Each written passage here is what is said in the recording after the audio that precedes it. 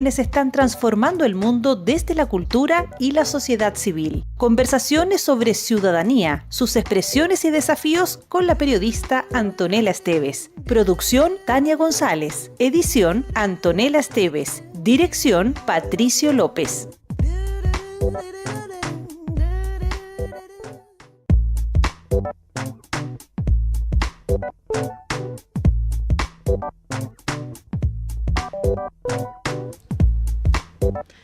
Son las 10 de la mañana con 1 minuto, con 2. Y les damos la bienvenida a esta nueva edición de Semáforo, partiendo el mes de diciembre, partiendo la semana, partiendo este último mes del año. Y vamos con las energías que nos quedan. Buenos días, equipo. ¿Cómo está Tania, Pancho, Jaime? ¿Cómo estamos? ¿Llenos de energía? Lunes, diciembre. ¡Woohoo! Esa es la actitud.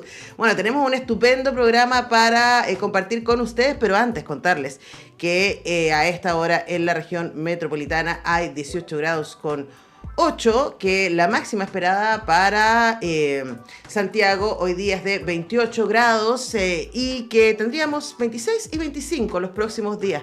Me gustó eso de que ayer amaneciera medio nubladito. Es amable tener ahí temperaturas más templadas en esta época. Saludamos a toda la gente que nos escucha a través de radio.uchile.cl y también a través del 102.5. Tenemos un estupendo programa para ustedes. Vamos a estar conversando en un momento con el director Ernesto Orellana, director de la compañía Teatro Sur y también de la obra Pecado Nefando, que cierra una trilogía y que fui a ver el sábado ahí al Teatro Principal de Matucana. Cierra un muy interesante montaje que trabaja la historia de la lucha de las agrupaciones homosexuales por visibilidad, por derechos.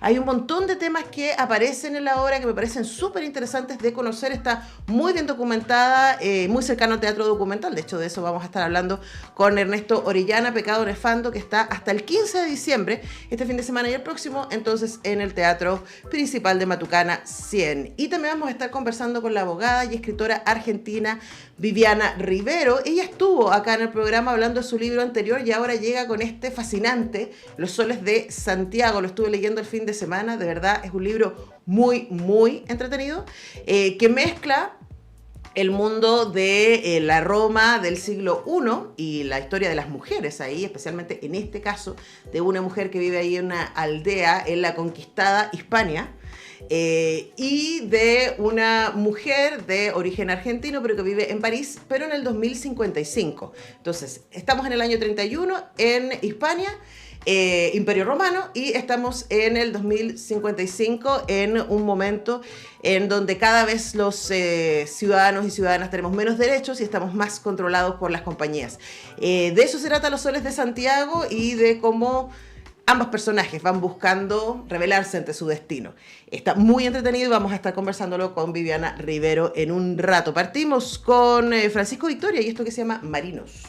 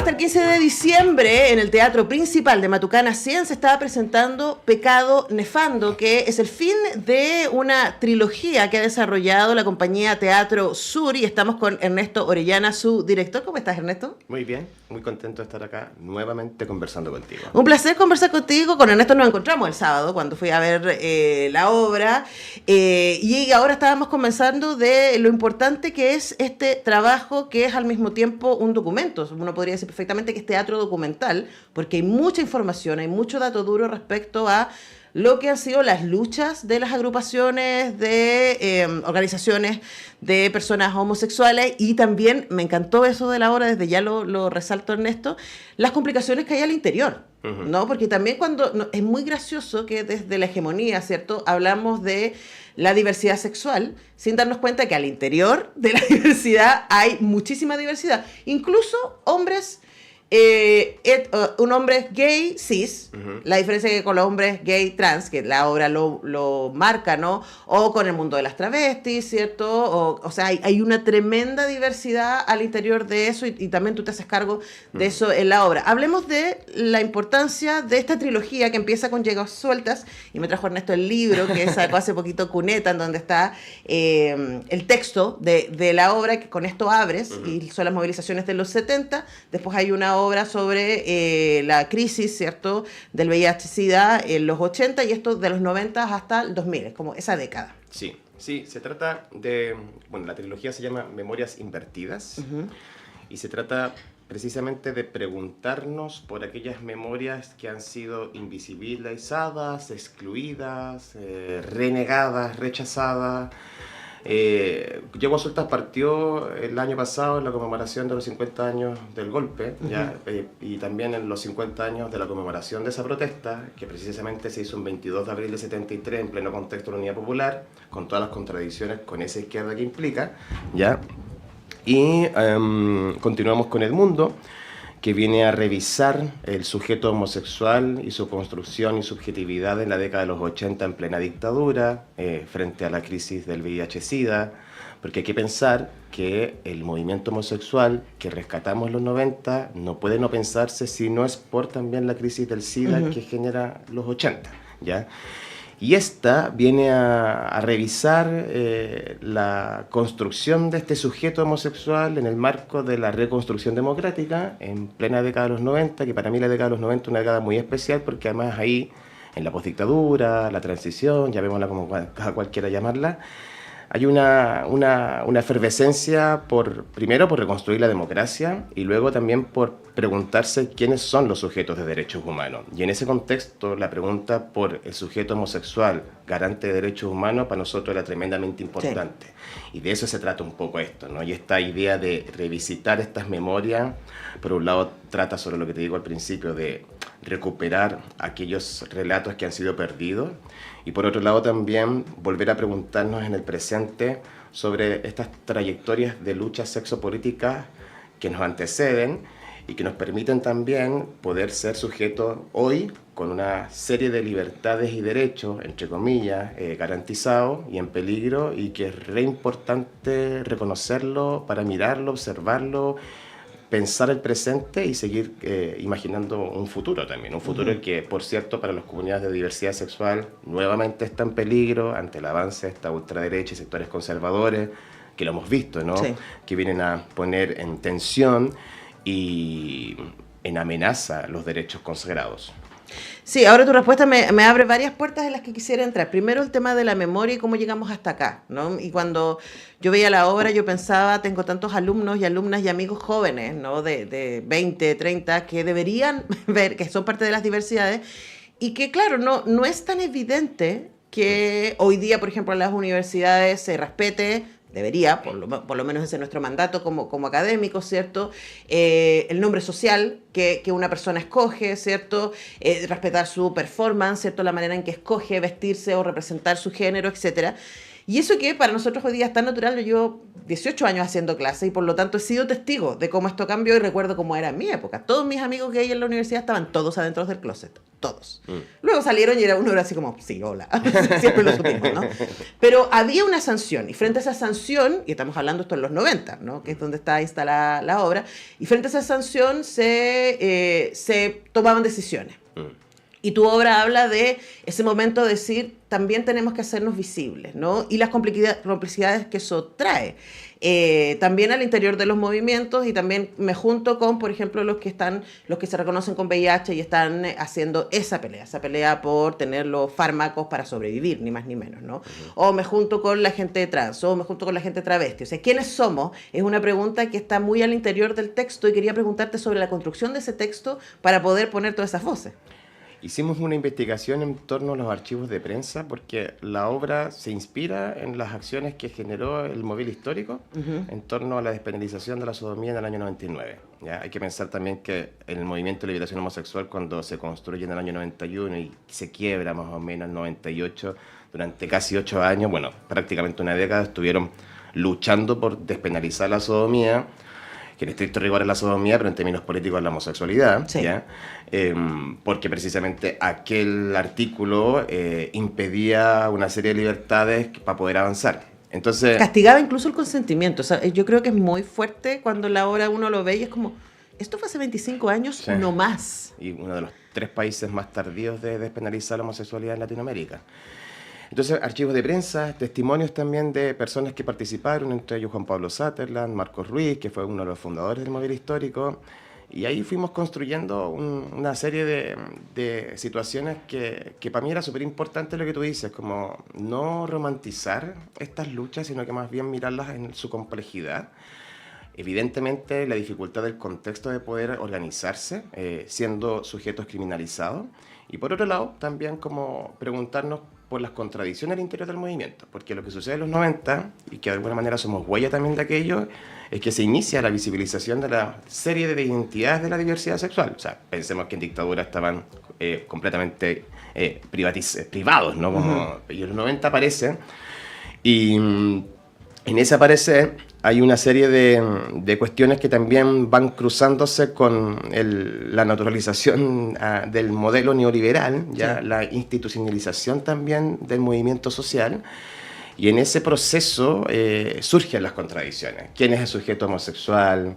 ¿Quién tiene que ser el protagonista del movimiento? ¿Cómo lo representamos? ¿Cómo lo representamos? ¿Nos institucionalizamos o mantenemos la autonomía política de la movilización social? Cuestiones que, por cierto, son discusiones muy presentes, ¿no? Como, a ver, ¿vamos a mantener la autonomía política o vamos a institucionalizar nuestras demandas? ¿Ya? Y en ese cruce entre márgenes e instituciones me parecía muy atractivo poner en tensión esas contradicciones del aparecer de las múltiples identidades sexogenéricas que aparecen en los 90.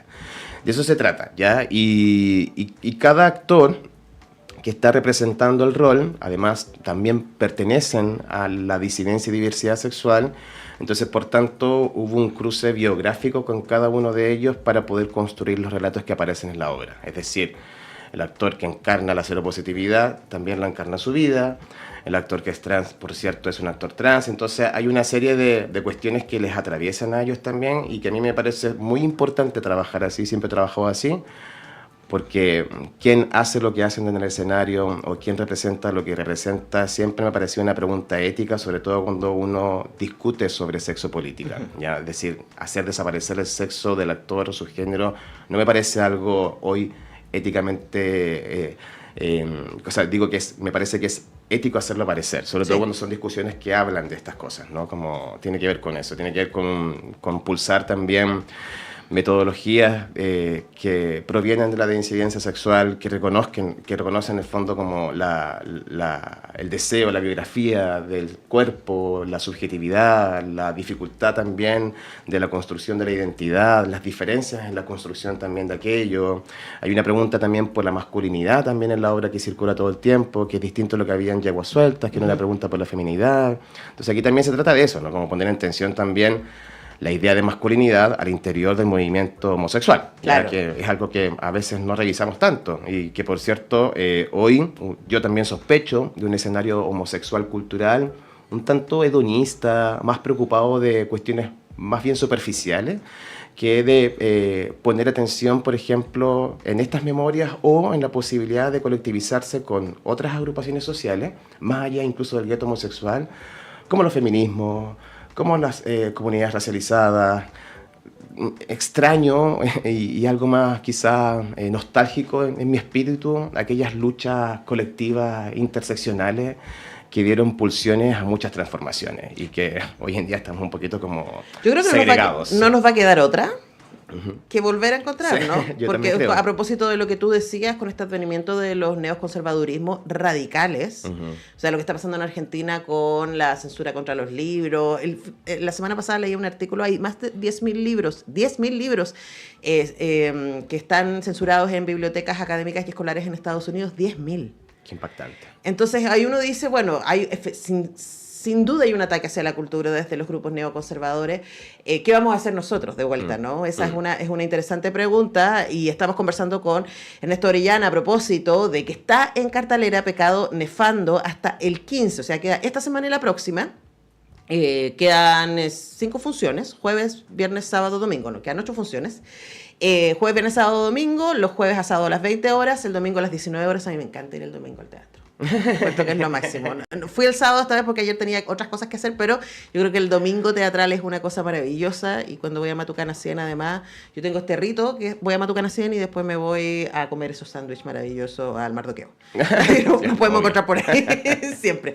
Pero a propósito de lo que decías, ¿no? De esta necesidad de encontrarse, yo miraba con cierta envidia la transparencia de la complejidad de asociarse, ¿no? Porque yo siento que los feminismos no nos hemos hecho cargo todavía de que somos muchos, diversos, y que algunos estamos de acuerdo en las cosas básicas y en otras cosas, como por ejemplo la participación de hombres, ¿no? Como por ejemplo el vínculo con las agrupaciones de diversidad sexual. Ahí hay tensiones, ¿no? Y me parece que las tensiones son saludables de mostrarse. Sí.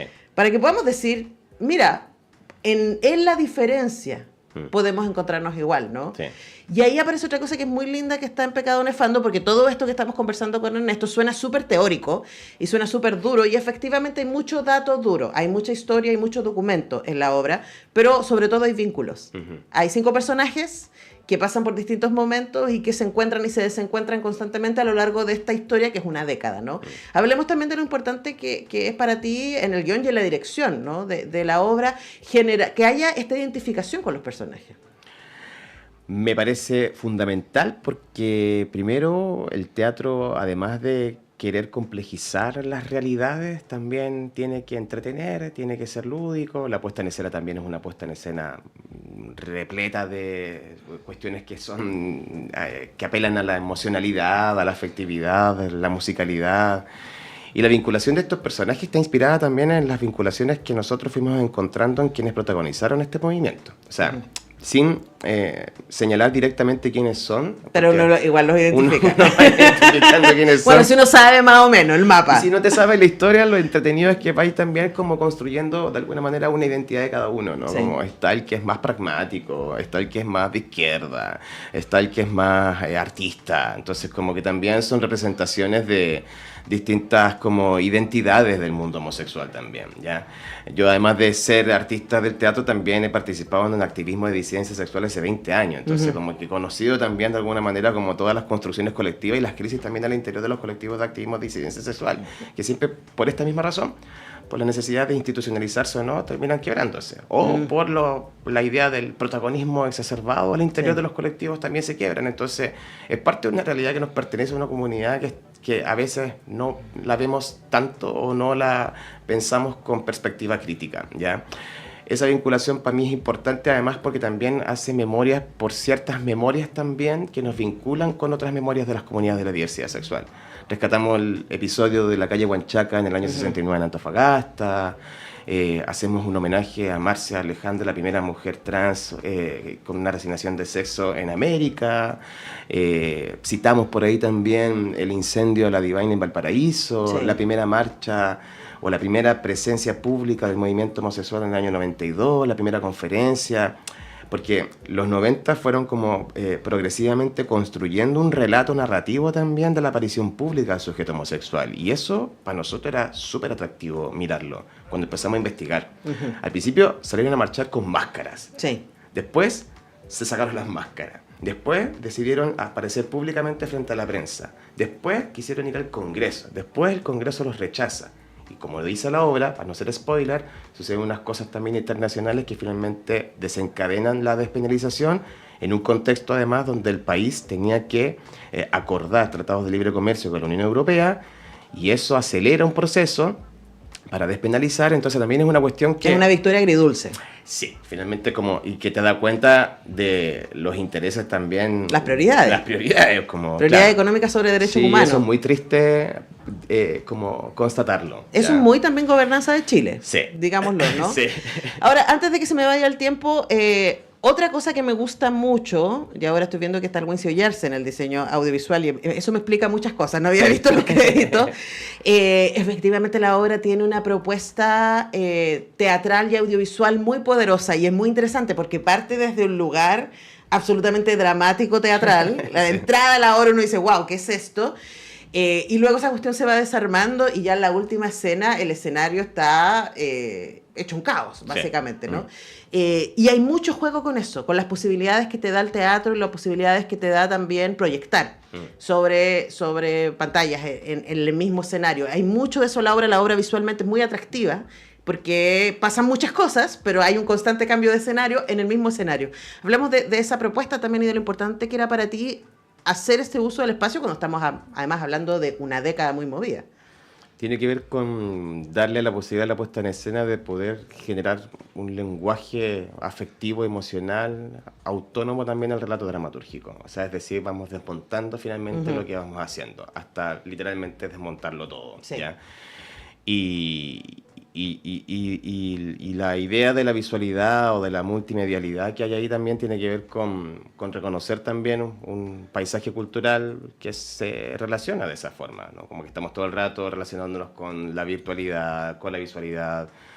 También porque uno necesita entregarle al espectador también ciertos impulsos como afectivos para que se estimule y siga el relato. Sí. O sea, son estrategias estéticas. Porque es también. densa en términos de cantidad de información, pero es muy fácil de ver, y además porque pasamos por muchos lugares. Tiene también su espacio humorístico. Sí, erótico, homoerótico, también pasamos por... Hay performance, hay mucha performance. referencias a Madonna, qué sé yo, como los íconos. A los güeyes. A mí lo de los güeyes me pareció hermoso. Claro, los íconos también de los 90, de toda la movida de la diversidad sexual ahí. Eso también es interesante de lo de los güeyes, porque finalmente el artículo 365, que se instala en 1874, deviene también de un proceso colonial español, de cómo finalmente la conquista española en territorio americano, sudamericano, empieza a colonizar el deseo y a generar una normatividad de género también que hasta el día de hoy perdura. Y sí, además también volver a la idea de poner en cuestión qué es lo natural, ¿no? Porque parte que es lo salvaje y que es lo humano. No, claro, y también parte del discurso conservador es como, y ahora todos son homosexuales, y es como, a ver, no, nada de ahora. Si vamos a los pueblos originarios, hay representaciones de diversidades de todo tipo en los pueblos originarios, también en el mundo mapuche. Entonces creo que también es importante como ir a debatir respecto al ahora, ¿no? Sí, porque además que estos códigos son códigos coloniales. Finalmente ese código penal de 1874 es calcado del código penal español. Entonces uno empieza a reconocer que incluso las leyes que nos generaron criminalización a la comunidad homosexual hasta el año 99 venían calcadas de España. Entonces uno dice, bueno, aquí hay cuestiones que hay que desmontar, Sí. que descolonizar también ese imaginario, ¿no? Y es interesante darse cuenta también de las reacciones, porque por ejemplo ahora estaba mirando, yo venía para acá las reacciones de las publicaciones en las redes sociales de Matucana, haciendo una cantidad de homofobia por un beso homosexual, señalando que esto no debería ser público. Yo me pregunto, La gente se preguntará cuando uno ve una pareja heterosexual en el metro o en la calle dándose un beso si eso no debe ser público. Una cosa como, dice, cuestiones que deberían ya ser como del pasado todavía siguen muy presentes. Y ¿no? además Como... que además estamos en un espacio de performance, además. que es una ficción. Claro. Bueno, ahí vayan a hacerse preguntas en Matucana 100, en el teatro principal. Hay muchos espacios, así que vayan a ver Teatro Pecado Nefando. Yo de hecho ya estoy mandándole a gente que conozco que yo creo que debería ver la obra. Especialmente yo creo que para la comunidad es importante conocer su propia historia, pero para quienes no somos parte de la comunidad es importante también conocer nuestra historia en términos de país, sí. ¿no? Y acompañar ahí en la lucha y conocer. Y una manera muy entretenida y bastante invitante a la reflexión es Pecado Nefando. Hemos estado conversando con su director Ernesto Orellana. Felicitaciones para ti y para todo el equipo. Muchas gracias, Tonela. Por la obra. Nosotros tenemos que irnos a la pausa. Recuerden, en Matucana 100 hasta el 15. Vamos y volvemos. Chau.